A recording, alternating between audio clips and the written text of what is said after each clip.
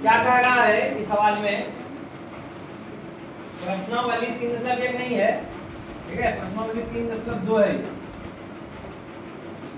ठीक है। कहता है निम्न समस्याओं में, ये समस्या दिया हुआ है 1 नंबर 2 नंबर, पहला में 2 समस्या दिया हुआ है भाषा वाला, ठीक है। निम्न समस्याओं में रैखिक समीकरणों के योग बनाइए, यानी इसको पढ़ेंगे और इसको पढ़ेंगे। जैसे 3.1 में पढ़े थे ना, 3 को भाषा वाला था सवाल, उसको हम समीकरण में बदले थे, तब फिर ग्राफ बनाए थे। तो यहाँ देखो क्या कह रहा है, यहाँ भी तुमको समीकरण के युग में बदलना है तुमको, यानी 2 चर वाले रैखिक समीकरण के रूप में लाना है। अब फिर उसको कौन सा विधि हल करना, यहाँ हल करने बोला, वहां बोला था 3.1 को दिखाई ग्राफ खींचने के, लेकिन यहाँ क्या बोला है, ग्राफ के विधि से हल करने के। वहां बोला था खींचने के लिए, खाली खींच देते, ठीक है। एक्स वाई का मान क्या आएगा नहीं आएगा उससे कोई मतलब नहीं था, लेकिन यहाँ मतलब, ठीक है। तो कहता है निम्न समस्याओं में रैखिक समीकरणों के युग्म बनाइए, हम युग्म बनाएंगे, आप लोग, ठीक है, इसका ग्राफ खींचोगे। ग्राफ इसमें सिखा दिया ना, और हल करने निकालने भी सिखा दिए सबसे पहले अपने मन से, हाँ, उनके ग्राफ के विधि से हल याद कीजिए। तो आइए सबसे पहले बात हम क्या करते हैं, इसका रैखिक समीकरण युग्म बनाते हैं। पहला नंबर सवाल को पढ़ेंगे, तो x और y मानेंगे, x y में ही निकालते हैं, ठीक है। ऐसा कोई जरूरी नहीं, u भी मान सकते हो, u और v भी मान सकते हो, ठीक है।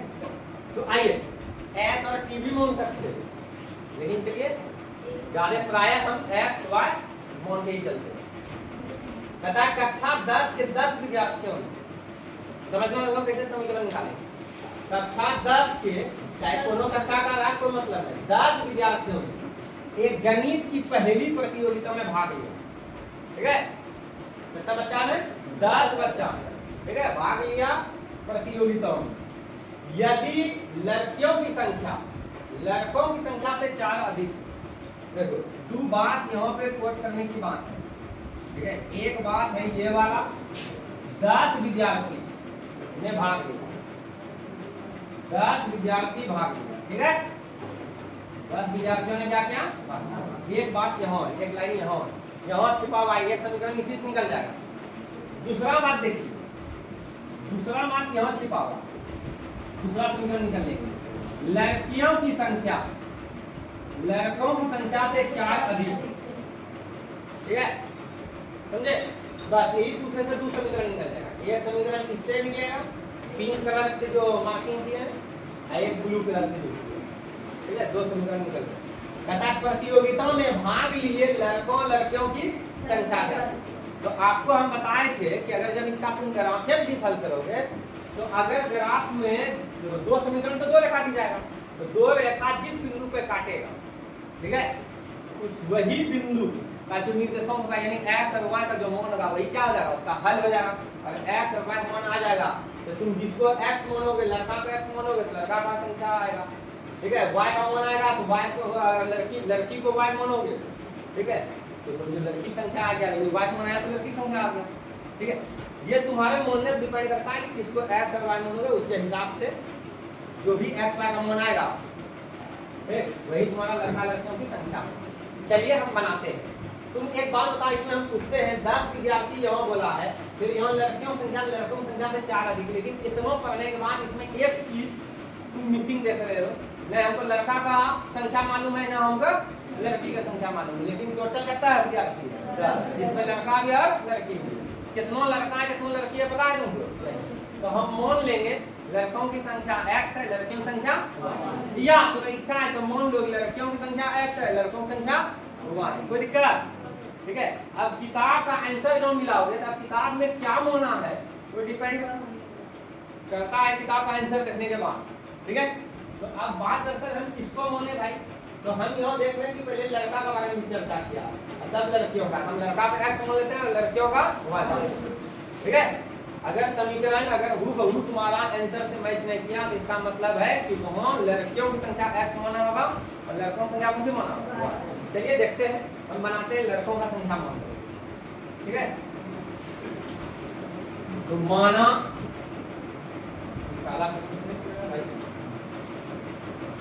माना लड़कों की संख्या चलो इसको थोड़ा हटा दो।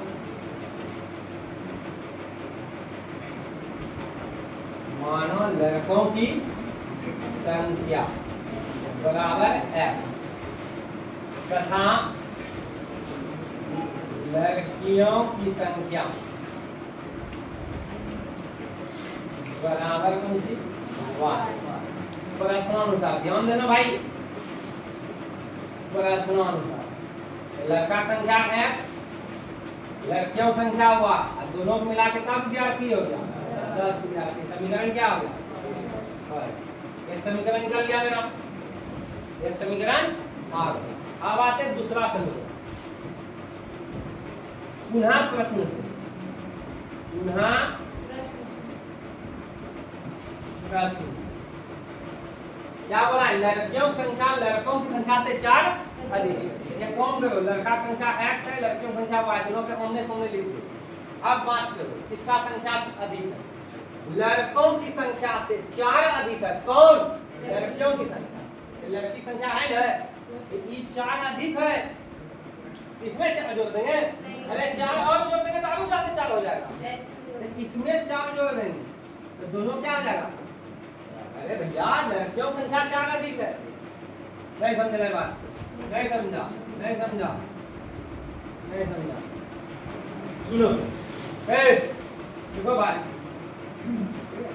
अगर मान लो हम यहाँ मान लेते हैं 5, यहाँ मान लेते हैं 9, छोड़ दीजिए वो सब क्या है, छोड़ दीजिए, हम ऐसे बोले यहाँ मान रहे हैं 5, यहाँ करता है तो 4 कौन अधिक है, ये अधिक है, हमको बराबर करना है, तो 4 इसमें जोड़ेंगे तो भाई इसमें जोड़ेंगे, ठीक है, इसमें जोड़ेंगे, तो समझे, तो बात ये है। तो आइए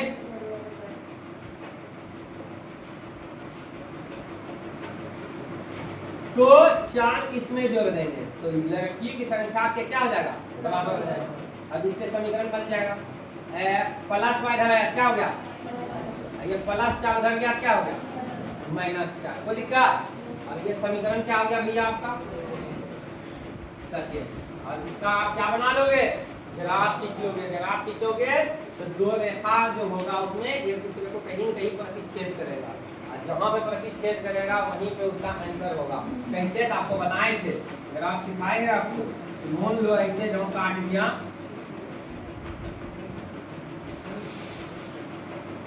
मान लो ऐसे काट दिया, ठीक है, जैसे मान लो ये 4 और 5 पे काटा है तो x का मान कितना हो गया 4 और 5। लेकिन अगर मान लो कि नहीं पता चला कि ये है कौन सा पॉइंट, ठीक है, तो ऐसे भी पता कर सकते हो, इसको x एक्सिस पे गिरा करके देखना, ये मान लो x एक्सिस है, ये y एक्सिस पे गिरा के देखना, तो ये किस पे गिरेगा 4, इधर देखना होगा लंबवत खींचना, ठीक है, और ऐसे ग्राफ कॉपी में रहता ही ऐसे खींचा हुआ, देखना किस पे सामने किस पे है 5, तो यानी x का मान कितना जाएगा 4, y का मान कितना जाएगा 5, हम बताएं ये बात, ठीक है।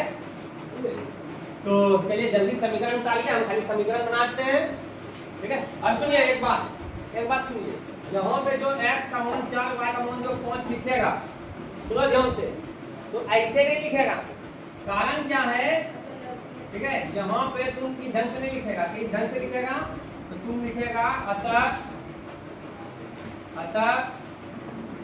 लड़कों की संख्या बराबर है, जितना आया कितना आया है 4, तो 4 लिखेंगे, लड़कियों की संख्या बराबर y, जितना आएगा, जैसे मान लो 5 आया था 5 लिखेंगे, ठीक है। लेकिन एक बात जो लो 4 और 5 आंसर आएगा नहीं, कारण हम आपको पता है कि लड़कों और लड़कियों की संख्या को मिलाकर कितना होता है 10, जबकि वो हो कितना है 9, तो हमको पता नहीं है कि x का मान क्या होगा y का मान क्या होगा जब तक सॉल्व नहीं करेंगे। हालांकि हम समझ पा रहे हैं कि इतना दिन से पता रहे हैं तो हमको पता होगा आंसर, लेकिन हम वो चीज क्यों करें, आपको समझाने के लिए ऐसा किए, ठीक है। चलिए उतारिए जल्दी से और वीडियो, कहता है 5 पेंसिल और 7 कलमों का कुल मूल्य कहता है 50 रुपया। देखो 2 नंबर देखिए, एक का दूसरा देखिए, 5 पेंसिल और 7 कलमों का कुल मूल्य कहता है 50 रुपया। इसका का सवाल पढ़ा है तुम, और बैठ आलू बोल दो, ठीक है।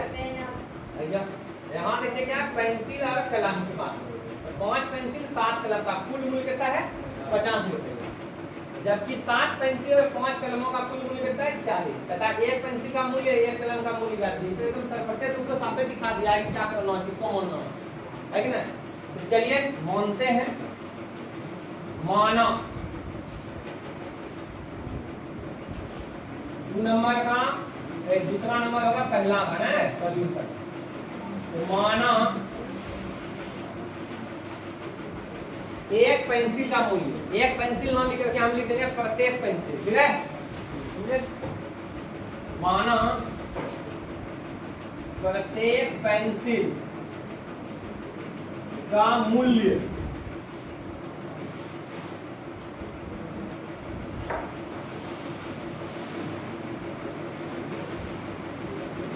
माना प्रत्येक पेंसिल का मूल्य x रुपया। ये रुपया लिखने के लिए नहीं बोला, रुपया तुम ऐसे भी लिख सकते हो, ठीक है। ऐसे ही लिखे आपको दिक्कत नहीं, ठीक है।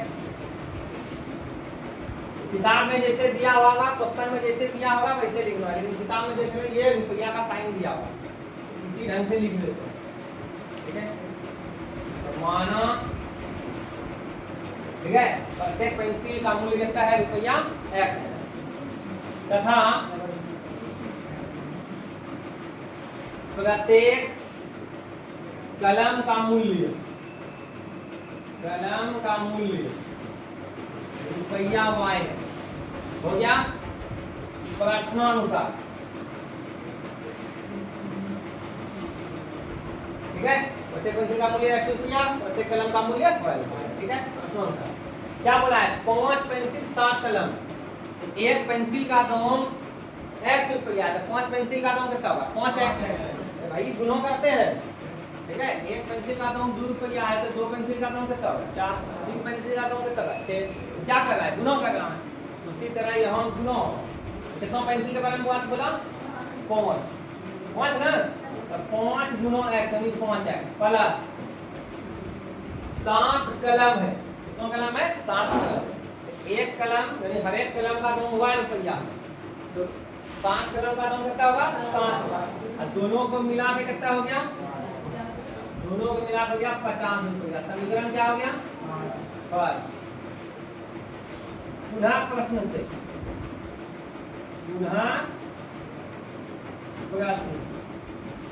कहता है 7 पेंसिल और 5 कलम का कुल मूल्य 46 है। तो 7 पेंसिल बोला है तो 7x हो गया, कलम कितना बोला है 5, एक कलम हर एक कलम का दाम कितना है y रुपया, तो 5y हो गया 5 कलम का दाम, ठीक है। और दोनों जोड़ देंगे कितना बराबर हो जाएगा 46 रुपया, यानी समीकरण सेकंड हो गया, बन गया तैयार आपका। अब इसी का क्या कर लोगे, ग्राफ खींच लोगे, ग्राफ खींच के हल कर लोगे, हो या ना। आइए कल हल करके आइए, आज रखते हैं यहीं तक, कल विशेष करके आगे बढ़ते हैं।